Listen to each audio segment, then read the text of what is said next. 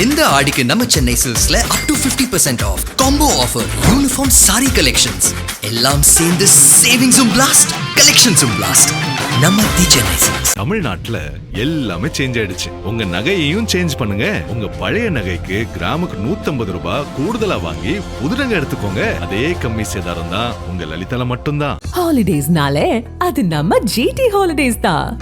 GT Holidays, South India's #1 travel brand. You know you are special when you're with GT Holidays. Nakkheeran நேயர்களுக்கு வணக்கம். இன்று நம்முடன் கருத்துக்களை பகிர்ந்துள்ள இணைந்திருக்கிறார் திமுகவின் தேர்தல் பணிக்குழு செயலாளர் கடலூர் இள புகழேந்தி அவர்கள். வணக்கம் சார். அனைவருக்கும் வணக்கம். இன்னைக்கு காவிரி பிரச்சனை தொடர்பாக தஞ்சாவூரில் போராட்டம் நடத்தியிருக்கீங்க. அதில் நீங்களும் பங்கேற்றிருக்கீங்க. விவசாய கடனை முழுமையாக தள்ளுபடி செய்யணும், மேகதாது அந்த அணை முழுமையாக கட்டக்கூடாது, அதை தடுத்து நிறுத்தணும், டெல்டா மாவட்டங்கள் முழுவதும் வறட்சி மாவட்டமாக அறிவிக்கணும். இந்த கோரிக்கைகளை முன் வச்சு நீங்கள் அங்கே ஆர்ப்பாட்டம் நடத்துகிறீங்க. ஆர்ப்பாட்டம் எப்படி இருந்தது? அதுக்கு ரெஸ்பான்ஸ் எப்படி இருந்தது? முக்கியமாக நான் குறிப்பிட விரும்புவது, மிகச்சிறந்த அளவிற்கு ஒரு உண்மையான உணர்வுபூர்வமான ஆர்ப்பாட்டமாக ஆயிரக்கணக்கான பல்லாயிரக்கணக்கிலே கழகத் தோழர்கள் மட்டுமல்ல, தோழமை கட்சியினர் மட்டுமல்ல, விவசாய சங்கத்தைச் சேர்ந்த அனைத்து பிரிவினரும் விவசாயிகளும் முன்வந்து தானாகவே விருப்பத்தோடு கலந்து கொண்டதை நான் பார்த்தேன். ஏன்னா நானும் அந்த போர்க்களத்தில் இருந்தோம், அங்கே குரல் கொடுத்தோம். அதில் இன்னொரு குறிப்பாக சொல்லணும்னா, நம்முடைய அந்த போர்க்களத்தினுடைய போராட்டத்தினுடைய தலைவர், இளைஞரணியினுடைய கழக செயலாளரும் மாண்புமிகு எதிர்க்கட்சி தலைவருமான பாசமிகு என் அன்பு இளவல் உதயநிதி ஸ்டாலின் அவர்கள் உண்மையிலேயே பார்த்தீங்கன்னா மக்களோடு மக்களாக பணியாற்றக்கூடிய அனைத்து மாண்பும் பண்பும் நிறைந்தவராக இந்த நிகழ்வில் உறுதி செய்கிறார். அழகாக அவர் எடுத்து வச்சதில் எல்லாரும் இப்போ நீங்கள் கேட்டதெல்லாம் வருது. மேகதாது பற்றி முதலமைச்சர் வாயை திறக்கிறதே கிடையாது. அது என்னன்றதை பற்றிங்களே, காவிரி பிரச்சனை குறித்தும் சரியான முறையில் தகவல் எதுவும் கிடையாது.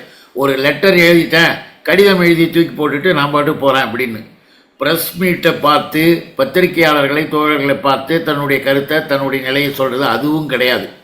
ஏன்னா தனக்கு இது போயிடுமா, தன்னுடைய இமேஜ் போயிடுமா, தான் பெரிய ஸ்டாராம், அந்த ஸ்டார் அடிக்கடி மக்களை பார்க்கக்கூடாதான்.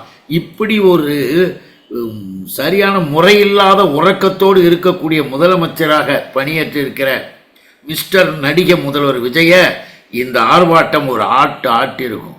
மிக தெளிய அளவிற்கு மக்கள் புரட்சியோடு இன்னொரு கருத்தை சொன்னார். அதுதான் மிக முக்கியமாக இருக்குது.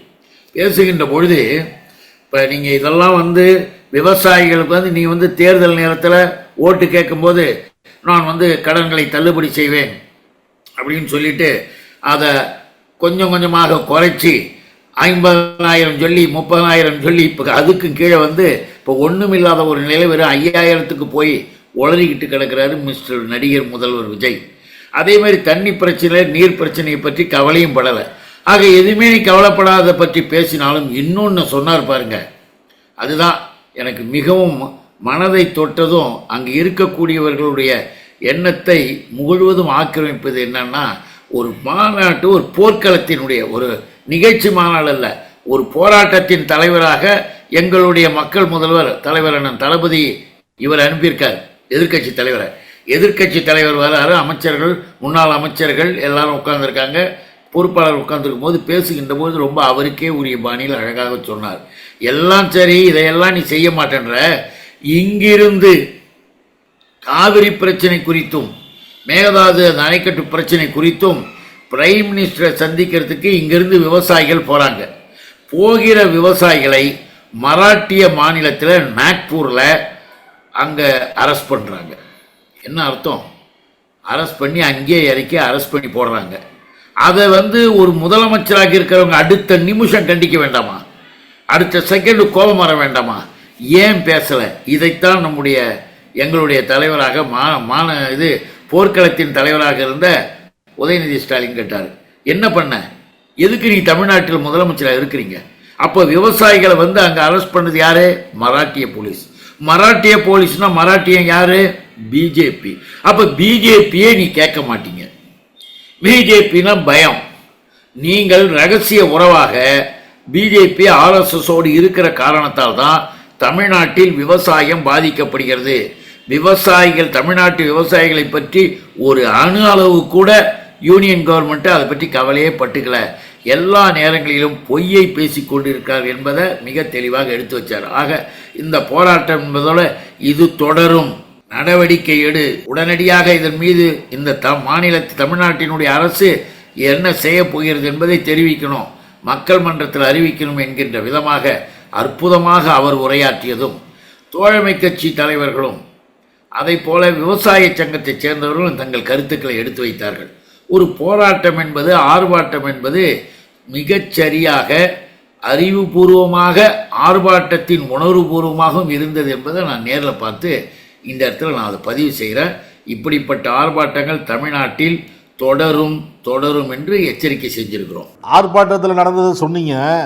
இப்போ இதுக்கு முன்னதாக திமுக தலைவர் கேட்டிருந்தார், அனைத்து கட்சி கூட்டம் என்னாச்சு, கூட்டம் முடியுமா முடியாதா அப்படின்னு கேட்டிருந்தார். அதுக்கு நிர்மல்குமார், அமைச்சர் நிர்மல்குமார் சொன்னது, அனைத்து கட்சி கூட்டத்தால் எந்த பலனும் இல்லை இந்த அப்படின்னு சொல்றாரு. இது எப்படி பாக்குறீங்க? நிர்மல்குமார் என்பவர் என்னை பொறுத்தவரை நிர்மூலமான குமார். பேசணுன்றதுக்காக எதையாவது இந்த பதிலுக்கு பதில் சொல்றது, பேச்சுக்கு பேச்சு சொல்றது, ஏட்டிக்கு போட்டின்ற மாதிரி பேசக்கூடிய ஒரு நிர்மூலமாக இருக்கக்கூடிய நிர்மல்குமார். உனக்கு என்ன தெரியும் நிர்மல்குமார்? நீ ஒரு அமைச்சரா? தமிழ்நாட்டினுடைய அமைச்சர் உன் துறையை போய் பார்த்தியா? எல்லாத்துக்கும் பதில் சொல்லிட்டு இருக்கீங்களே. ஏதோ தமிழ்நாட்டில் இருக்கிற எதிர்கட்சிகள் எல்லாம் இவங்க கட்சிக்கு எதிர்ப்பாக போய் வேறு கருத்துக்களை மேலே சொல்கிற மாதிரி நிர்மல்குமார் பரப்பிக்கிட்டு இருக்காரு. இதெல்லாம் இந்த கதை, இந்த சிறுகதை எழுதுகிற மாதிரி, திரைக்கதையில் வசனம் எழுதுகிற மாதிரி நிர்மல்குமாருக்கு நடிகை முதல்வர் விஜய் பயிற்சி கொடுத்துருக்காருன்ற நான் எதுக்காக சொல்கிறோம்னா, எங்களுக்கு தேவை தமிழ்நாடு, தமிழ்நாட்டு மக்கள், விவசாயிகள், அவர்களுடைய நலன்கள், பலன்கள். இதுதான் இளைஞர்களாக இருந்தாலும் மாணவர்களாக இருந்தாலும் அதுக்காகத்தான் நீட்டுக்காக நாங்கள் தொடர்ந்து குரல் கொடுப்பதும், அதற்காகத்தான் போர்க்களங்கள். நிர்மல்குமாருக்கு என்ன தெரியும்? இப்போ ஒன்று சொல்கிறேன், நிர்மல்குமாருடைய கருத்தை வச்சு பாருங்க. உச்ச நீதிமன்றத்திற்கு உடனடியாக காவிரி நீரை திறக்க வேண்டும் என்று எங்களுடைய தலைவர் உத்தரவிட்டு திராவிட முன்னேற்ற கழகம் கோர்ட்டுக்கு போயிருக்கு நேற்றுக்கு முன்னால். நல்லா தெரிஞ்சுங்க. அதை கூட கொச்சைப்படுத்தி பேசுகின்றவர்கள் இருக்கலாம். ஆனால் காவிரி பிரச்சனை சம்பந்தமாக எல்லா வகையிலேயும் நடவடிக்கை எடுப்பது திமுகவும் அதனுடைய தோழமை கட்சிகளும். உச்ச நீதிமன்றத்தில் போய் மக்களுக்காக செய்வோம், அரசாங்கம் இருக்குன்றதுக்காக எங்கள் மக்களை, எங்கள் விவசாயிகளை, எங்கள் மாணவர்களை, இளைஞர்களை நாங்கள் விட்டு விடுவோம் என்பது கிடையாது. இது நிர்மல்குமார்லாம் தற்காலிக போஸ்ட், அது வரும் போகும். அதை போல காணாமல் போகின்ற கதையில் இருக்கக்கூடிய நபராகத்தான் நான் நிர்மல்குமாரை பார்க்குறேன். இல்லை, அவர் சொல்கிறது காவிரி நீர் பிரச்சனைக்கு தீர்வு கிடைத்து விடக்கூடாது என்பதே இங்குள்ள சில கட்சிகள் இருக்காங்க, விரும்புகிறாங்க அப்படிங்கிறார். இந்த விஷயத்தில் சில கட்சிகள் பாஜக ஆதரவாக செயல்படுது அப்படிங்கிறாரு, சில கட்சிகள் காங்கிரஸ்க்கு ஆதரவாக செயல்படுது அப்படிங்கிறாரு. அவர் ஓப்பனாக இன்னொன்று என்ன சொல்கிறாரு, திமுக தலைவர் ஸ்டாலினுக்கும் கர்நாடக முதலமைச்சர் டி.கே. சிவகுமாருக்கும் ஒரு நல்ல உறவு இருக்கு அப்படிங்கிறார். இவர் கேட்டுக்கொண்டதுனால கூட இந்த மாதிரி இப்போதைக்கு இந்த மாதிரி ஒரு இது இருக்கலாங்கிறார். இந்த மாதிரியான பேச்சுக்கள் என்பதெல்லாம் கற்பனைகள், யூகங்கள். அரசியல் ரீதியாக நடவடிக்கை எடுப்பதற்கான ஆதாரபூர்வமாக பேசணும். சிவகுமார் நண்பர், சிவகுமார் எங்களுக்கு வேண்டியவர், அவருக்கு வேண்டிய அது இப்போ இல்லை. அவர் சொல்றது இப்போ மட்டும் இல்லை, இன்னொன்று சொல்றாரு. ஜெயலலிதா முதலமைச்சராக இருக்கும்போது காவிரியில் தண்ணீர் திறந்து விடக்கூடாதுன்னு அப்போதைய திமுக தலைவர் கலைஞர் கர்நாடகத்துக்கு அழுத்தம் கொடுத்தாரு. காவிரியில் தண்ணீர் திறந்து விட்டால் ஜெயலலிதாவுக்கு நல்ல பேர் கிடைச்சிரும் என்பதுக்காக தான் அதுக்கான காரணம். அதே தான் இப்போ திமுகவும் செய்யுது. இப்போ இருவரும் கலந்து ஆலோசித்து தான் காவிரி பிரச்சனை இப்போதைக்கு செயல்படுறாங்களோ என்னமோன்னு தோணுது. சிவகுமாரும் ஸ்டாலினும் பேசி வச்சு செயல்படுறதா தோணுது அப்படிங்கிறார். அதான் சொல்றேன், நிர்மல்குமார் ஒரு நல்ல கதையாசிரியராக இருக்காரு. நீ எந்த அடிப்படையில் முத்தமிழறிஞர் கலைஞர் மீது புகார் சொன்ன உனக்கு தெரியுமா? நடிகை ஜெயலலிதா முதலமைச்சராக இருக்கின்ற போது ஜெயலலிதா நேரடியாக கடுமையாக பேசி கொண்டிருந்தாலும் கூட இந்த குற்றச்சாட்டு, இந்த நிலைப்பாடுகளை ஜெயலலிதா இன்னைக்கு எடுத்து வச்சுது. ஜெயலலிதாவுக்கு தெரியாதா? இல்லை அரசுக்கு நீ இப்போ இன்னும் புதுசாக கண்டுபிடிச்சிங்களா? உங்களுக்கு என்ன உளவு பிரிவு இருந்ததா? நீங்களே ஒரு களவு பிரிவாக இருக்கீங்க. உன் கற்பனையில் வரது எழுதுற. அன்றைக்கு காவிரி நீர் வர வேண்டும் என்று குரல் கொடுத்தது மட்டுமல்ல, ஆணையத்தை அமைப்பதற்கு காரணமாக இருந்ததும் முத்தமிழறிஞர் கலைஞர் தான். நேரடியாக சென்று பேசி மிகச்சரியாக ஜூன் மாதம் 12ஆம் தேதி அணையை திறக்க வேண்டும் என்கின்ற நிலைப்பாட்டை உருவாக்கி தந்ததும் அவர்தான். அதெல்லாம் தெரியுமா நிர்மலுக்கு? அதான் சொன்னேன், நிர்மூலமான கதை எழுதுற மாதிரி நாங்களும் சொல்றோம்.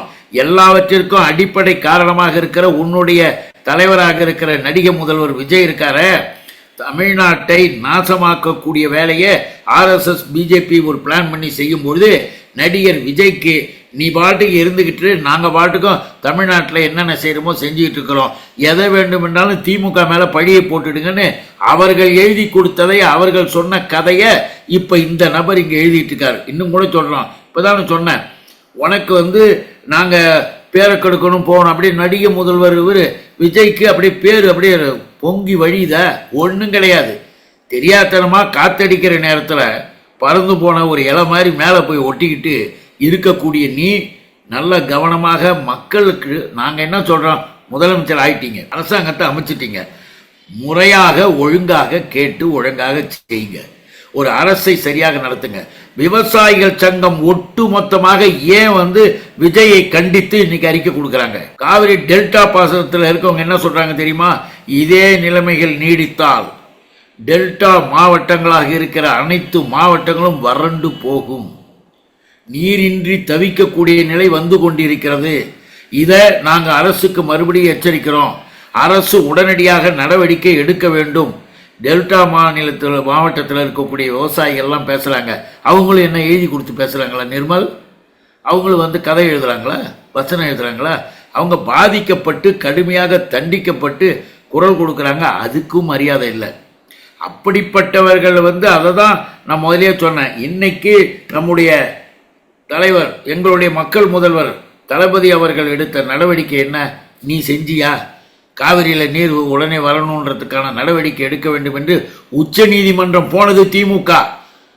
அப்போ திமுக உச்ச நீதிமன்றம் போயிருக்குன்னும் போது உன் அரசு தான் இங்கே, உன் அரசு இருக்கிறதுனால அங்கே உச்ச நீதிமன்றத்துக்கு நாங்கள் போயிருக்கோம், போகலை அப்படின்ற கருத்தெல்லாம் எண்ணி நினைச்சுப்பாரு. ரெண்டுத்தையும் பிஜேபிக்கு துணை போகிறாங்க, RSSக்கு துணை போகிறாங்கன்னு கதை எழுதிட்டு உட்காந்துருக்க. அவர்கள் மறுத்தாலும் சரி, அவர்கள் எது சொல்லி தடுத்தாலும் சரி, கோர்ட்டில் நாங்கள் ஆர்கியூமெண்ட் பண்ணி தமிழ்நாட்டுக்கு தண்ணி கேட்குறோம். நீ நடுவில் பூந்துக்கிட்டு வேலை பார்க்குற. நான் இதை தான் சொல்கிறேன். நிர்மல்குமார் என்பவர் திடீரென்று தோன்றிய ஒரு மாதிரியான ஒரு நிலையில் அமைச்சர் பொறுப்பு கிடைச்சிருக்கு. அந்த அமைச்சர் பொறுப்பில் நீ இதை பேசு, அவன் அதை பேசட்டுன்னு உட்காந்து விளையாட்டுத்தனமாக கதை பேசி கொண்டிருக்கிற ஒரு கூட்டம்தான் இன்றைக்கு ஆண்டு கொண்டிருக்கிற கூட்டம். அதனுடைய ஒரு பிரதிநிதி தான் இந்த நபர். மாணிக்கம் தாகூர் சொல்கிறாரு, கர்நாடகா மாநிலத்தில் இது போன்ற பிரச்சனைகள் வந்துச்சுன்னா அங்கே இருக்கிற அரசியல் கட்சியினர் ஒற்றுமையாக இருக்கிறாங்க. தமிழகத்தில் இந்த காவிரி பிரச்சனைக்கு முக்கியத்துவம் அளிக்காமல் அரசியலுக்கு முக்கியத்துவம் அளிக்கிற மாதிரி இருக்குது சில கட்சிகள் அப்படிங்கிறார். அது என்ன காரணம் தெரியுமா? அவர் சொல்கிறதுல இருக்கிறத ஒன்று யோசிச்சு பார்க்கணும். சட்டப்பேரவையில் அனைத்து கட்சியினர்களும் திராவிட முன்னேற்ற கழகம் எடுத்து வைத்த அந்த நிலைப்பாட்டை முறையாக வைத்து எங்களுடைய மாண்புமிகு எதிர்க்கட்சி தலைவர் உதயா அவர்கள் தன்னுடைய கருத்தையெல்லாம் சட்டமன்றத்தில் பதிவு பண்ணியிருக்காங்க. எதுக்கு இதை சொல்கிறோம்னா, அப்படி ஒரு அனைத்து கட்சி தீர்மானத்தை நிறைவேற்றினா, நல்லா யோசிச்சு பாருங்க, அனைத்து கட்சி தீர்மானத்தை நிறைவேற்றியதற்கு பிறகு நம்ம இயக்கத்தின் சார்பாக என்ன சொன்னாங்க? உடனடியாக அனைத்து கட்சியைச் சேர்ந்த விஐபிகளை இல்லை தலைவர்களை அழைத்து கொண்டு முதலமைச்சர் பிரைம் மினிஸ்டர் நேரடியாக போய் பார்ப்போம், வாங்க போகலாம். சட்டப்பேரவையில் 8 கோடி மக்களினுடைய அதிகாரமாக இருக்கிற சட்டப்பேரவையின் தீர்மானத்தை நரேந்திர மோடியின் பார்வைக்கு அனைத்து கட்சி தலைவர்களோடு போய் கொடுக்கலாம் வாங்கன்னா நேரம் இல்லையா? முதலமைச்சர் பிஸியாம். அவர் என்ன பண்ணுவார்? பாவம், அவருக்கு நேரம் இல்லை. அப்போ என்ன அர்த்தம்? எதுக்கு தீர்மானம் நிறைவேற்றுறோம், எதுக்கு அங்கே கொண்டு போகணும்னு அனைத்து கட்சியும் சொல்லுது. அனைத்து கட்சியும் ஒன்றுபட்டு சொல்லுகின்ற பொழுது மக்கள் பிரச்சனைன்னு வந்தால் நாமெல்லாம் ஒன்றா இருப்போம் அப்படின்ற கருத்து திமுகவுக்கு இருக்கிறது. இன்னும் தோழமை கட்சி நண்பர் தலைவர்களுக்கு இருக்க எல்லாரும் சொல்கிறாங்க. ஆனால் முதலமைச்சருக்கு நேரம் இல்லை என்றார்கள். முதலமைச்சருக்கு நேரம் இல்லைன்னா எங்கே போகிறாரு? காலையில் 9 மணிக்கு ஆஃபீஸ் போகிறான், மதியானம் சாப்பிடுவாராம், தூங்குவாராம், ஈவினிங் போயிட்டு யாரையும் சந்திக்க முடியாது. ஐஏஎஸ் அதிகாரிகளை நான் பார்க்க முடியாது. ஐஏஎஸ் அதிகாரிகளும் என்னுடைய ஆலோசகர்களை பார்க்கட்டும், அவங்கக்கிட்ட நான் கேட்டுக்கிறேன், நீங்கள் அவங்கள போய் பாருங்கள் என்று எல்லோரையும் அலட்சியமாக பிடித்து தள்ளிவிட்டு இன்னும் சினிமா உலகத்தில் அந்த ஜனநாயகம் என்ற படம் ஓடாமல் செய்தி வந்தது 4 நாளைக்கு முந்தைய. அதுக்கு முதலமைச்சர் வருத்தப்படுறாராம். விவசாயிகளுடைய கஷ்டத்துக்கு வருத்தப்படாத முதலமைச்சரை நிர்மல்குமார் போய் பக்கத்தில் உட்காந்து போய் சொல்லு, இல்லாட்டி விசிறிக்கிட்டு என்ன செய்கிறார் தெரியுமா? கிருஷ்ணகிரியில் ஒரு தியேட்டரில் ஒரு ஷோவில் 8 பேர் மட்டும்தான் இருந்தாங்களாம். அந்த செய்தியை முதலமைச்சருக்கு அறிவிச்சிட்டாங்களாம். அப்படியே உடைந்து விட்டாராம். நீ இன்னும் இதே வேலையை பார்க்கறதுக்கு அதே வேலையில் இருந்திருக்கலாம். ஏன் எங்கள் நாட்டு மக்களுடைய உண்மையான ஒரு நிலைப்பாடுகளை ஏமாற்றி நடித்து நாடகம் ஆடிக்கிட்டு இருக்க வேணாம். உன்னுடைய அமைச்சரவையை எல்லாமே இப்படி தான் இருக்குது, ஒருத்தரை கூட பாக்கி விட முடியாது. ஆக சரியாக இயங்கலன்னு மட்டும் இல்லை, உணர்வும் இல்லை, செய்யணுன்ற கருத்து எண்ணமும் கிடையாது. உல்லாசமாக வாழ்ந்து கொண்டு அதிகாரத்தை வைத்து கொண்டு சுற்றிக்கிட்டு இப்போ பாருங்கள் 11 கோடிங்க. எதுக்கு? சிஎம் ரூம் சேஞ்ச் பண்ணுறதுக்கு 11 crore. உண்மையில் இங்கே நிதி பற்றாக்குறை, எனக்கு அதுக்கு செய்யறதுக்கு பணம் இல்லை, இதுக்கு கொடுக்கறதுக்கு பணம் இல்லைன்னு அரசில் அதிகாரிகள் கஷ்டப்படுறாங்க. ஆனால் முதலமைச்சர் 60 வருடமாக இருந்த ஒரு முதல்வரனுடைய வழக்கமான மரபுள்ள ஒரு அறையை, அந்த அறையில் என்ன குறை கண்டுட்டேன், உனக்கு என்ன ஆச்சு? இவங்க ஜோசியக்காரர் போய் அங்கே பார்த்து, நீ இனிமேல் இதில் உட்கார்ந்தீங்கன்னா அடுத்த தடவை நீ ஜெயிக்க மாட்ட, அதனால் நீ அங்கே போய் உட்காருன்னு ஒரு இடம் பார்த்தாராம். அதுக்கு 11 கோடி ரூபாய் செலவு பண்ணிக்கிட்டு இருக்கிற நடிகை முதல்வர் விஜயை போல மக்கள் துரோகி யார் இருக்க முடியும்? தமிழர்களுடைய வெளிப்படையான ஒரு எதிர்ப்பு நிலை விரைவில் வரப்போது நம்ம பார்ப்போம். காவிரி விவகாரத்தில், மேகதாது விவகாரத்தில் பாஜக காங்கிரஸ் இரண்டும் ஒரே நிலைப்பாட்டில் தான் இருக்குது அப்படின்னு சொல்கிறாங்கல்ல, அதுக்கு நீங்கள் எப்படி பார்க்குறீங்க? இப்போ எடியூரப்பா முதலமைச்சராக இருந்தார், மேகதாதுல நாங்கள் இப்போ இன்றைக்கி சிவகுமார் எப்படி இப்போ சில விஷயங்களை முன்னெடுக்கிறாரோ அதே போல் அவர் செஞ்சார். இப்போ சித்தராமையா சிவகுமார் ஆட்சிக்கு வந்துட்டாங்க, இவங்களும் அதே மாதிரி போகிறாங்க. அப்படி இருக்கும்போது இப்போ அங்கே இப்போ நாடாளுமன்றத்தில் ஒரு கேள்விக்கு பதிலளித்த மத்திய துணை அமைச்சர் ஒருவர் காவிரியில் மேகதாது அணை கட்ட தமிழகத்தின் ஒப்புதல் தேவையில்லை என்று அவர் சொன்னார். அதுக்கப்புறம் தான் இந்த விவகாரம் பெரிய அளவில் போச்சு. அப்போ அதே போல் காங்கிரஸ் தலைவர் ராகுல் காந்தியும் இது தொடர்பாக எந்த விதமான கருத்தும் தெரிவிக்கலை. இப்போ சென்னை வந்தபோது கூட அந்த விவகாரத்தை பற்றி அவர் பேசவே இல்லை. இந்த மேகதாது பிரச்சனை இப்போ தமிழகத்தில் எல்லோருமே பேசி கொண்டு இருக்கிற பிரச்சனை அந்த பிரச்சனை தான். அவர் அதை பற்றி பேசலை. அப்போ காங்கிரஸ் பாஜக ரெண்டுமே இந்த விஷயத்தில் அப்படி தான் இருக்கா? நீங்கள் ஏற்கனவே திமுக ஆளுங்கட்சியாக இருந்து பல தடவை இந்த பிரச்சனைகளை சந்திச்சிருக்கிறீங்க. அப்போ காங்கிரஸும் வந்திருக்கு, பாஜகவும் வந்திருக்கு, ஒன்றியத்துலேயும் சரி, அங்கே கர்நாடகத்துலேயும் சரி. எப்படி பார்க்குறீங்க? எப்படி பார்க்குறோம்னா, அந்தந்த மாநிலத்தை சார்ந்த அரசியல்வாதிகள் அந்தந்த மாநிலத்தினுடைய பிரச்சனையை எடுத்துக்கொண்டு தங்களுடைய ஆட்சி காலத்திலே வலியுறுத்துவதும் பேசுவதும் இது அவர்களுடைய கடமையாக எடுத்து வைத்து செய்கின்ற பொழுது அந்த கடமையை அது காங்கிரஸும் செய்து பாஜகவும் செய்து. ஆனால் அதே நேரத்தில் திராவிட முன்னேற்ற கழகம் நாங்கள் என்ன சொல்கிறோம்னா, நீங்கள் மாநிலத்தின் உள்ள உங்கள் கட்சியை வளர்க்குறதுக்கு உங்களுடைய கருத்தை சொல்கிறேன்னு சொல்லி அதனுடைய நியாயங்களை எடுத்து நீங்கள் வச்சாலும் அதே நேரத்தில் எல்லா காலங்களிலும் இப்படி இருக்க முடியாது. ஒழுங்கான முறையாக கூட்டு பேசி முடிவு பண்ணி எப்படி ஒவ்வொரு ஆண்டும் 12ஆம் தேதி திறக்கணும்னு சொன்னாங்களோ, இத்தனை 1000 அடிகள் கனஅடிகள் நீர் கொடுக்கப்படணும் அப்படின்னு எப்படி உத்தரவுகள் வந்ததோ, உச்ச நீதிமன்றம் கொடுத்திருக்கிற உத்தரவுப்படி, ஆணையின்படி, தீர்ப்பின்படி நீங்கள் ஒழுங்காக நடக்க வேண்டும். அது காங்கிரஸ் பிஜேபி அப்படின்லாம் நம்ம பார்க்க தயாராக இல்லை. அது யாராக இருந்தாலும் சரி, எப்படிப்பட்டவராக இருந்தாலும் சரி, நாம் கேட்குறதுல நியாயம். இப்போ சுப்ரீம் கோர்ட்டில் இது கிடையாது, இது இப்படி கொடுக்கலன்னா இவங்க என்ன பண்ணியிருப்பாங்க, கோர்ட்டே சொல்லிடுச்சு பார்த்தீங்களா, கோர்ட்டே சொல்லிடுச்சு பார்த்தீங்களா அப்படின்னு குதிப்பாங்க. இன்னைக்கு நாம் சொல்கிறோம், கோர்ட்டு உத்தரவுப்படி நீ செயல்படணும். அது எந்த கட்சி என்பதெல்லாம் இதில் நம்ம கேட்டுக்கிட்டு வித்தியாசப்படுத்தி பார்க்க முடியாது. அவங்க கட்சியினுடைய தலைவர் வரலாம், அவங்க கட்சியினுடைய தலைவர்கள் அவங்க வேலையை பார்த்துட்டு அவங்க போகலாம்.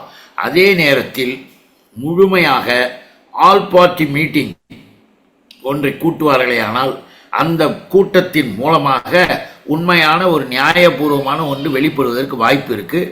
அதை செய்ய வேண்டும் என்று கூட நாம் சொல்கிறோம். இது வரைக்கும் அப்படி ஒரு நிலைப்பாடு வரல.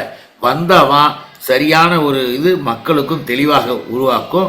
நாம் நம்முடைய கருத்தில் நியாயம் இருப்பதனால சொல்கிறோம். இங்கே நமக்கு தேவை இருப்பதனால சொல்கிறோம். இங்கே நிறைவாக இருந்தது, அதாவது நீர்நிலைகள் சரியாக இருந்தது, எல்லாமே சரின்னா நாம் இதை அவங்கள பற்றி நம்ம கவலைப்பட போகிறது. ஆனால் இயற்கையாக கடைமடை ஒன்று தெரியுங்களா, ஒரு உலக அளவில் இன்டர்நேஷ்னல் லெவலில் இருக்கக்கூடிய ரூல்ஸ்லாம் கடைமடை பகுதியைச் சேர்ந்தவர்கள் தான் அந்த பகுதிக்கான நீர்நிலைகள் வருவது குறித்தெல்லாம் முடிவெடுக்கக்கூடிய அதிகாரம் இருக்குன்னு கூட வெளிநாடுகளில் உண்டு. அப்படிப்பட்டது தான் பல நாடுகள்லையும் இருக்காங்க. நாம் இப்போ கடைமடையில் இருக்கிறோம். நீங்கள் உயர்நிலையில் இருக்கும்பொழுது இதை சரியாக செய்யுங்க. இதில் அரசியல் பேசி கொண்டு இருப்பதற்கான அர்த்தம் ஒன்றும் இல்லை. நியாயத்தையும் சட்டப்பூர்வமான நடவடிக்கையும் எடுக்க வேண்டும் என்பதுதான் நம்முடைய குரல். அது நாம் யாரையும் இது அதிமுக இருக்கு, இவங்க இருக்காங்க, அவங்க இருக்காங்கலாம் கூட பேச பார்க்கல. அதனால தான் கோர்ட்டுக்கு கூட நம்ம போயிருக்கோம். உண்மையாக மக்களுக்கு சரியாக செய்ய வேண்டிய கடமை எல்லோருக்கும் இருக்கு. அது எந்த கட்சியாக இருந்தாலும் சரி. கருத்துக்களை பகிர்ந்ததற்கு நன்றி சார். அனைவருக்கும் நன்றி, வணக்கம். நக்கீரன் டிவிக்கு சப்ஸ்கிரைப் செய்யுங்கள். உங்கள் ஆதரவே எங்கள் பலம். ஆசிரியர்களுக்கு நண்பனாகவும் மாணவர்களுக்கு ஆசானாகவும் திகழும் தேர்வு வழிகாட்டி. ஒவ்வொரு பாடத்திற்கும் அனுபவமிக்க ஆசிரியர்களின் துல்லியமான தெளிவான விடைகள். CNC இருக்கு, தேர்வு பயம் எதற்கு? இது தீரன் பப்ளிஷிங் ஹவுஸ் விற்பனை வெளியீடு.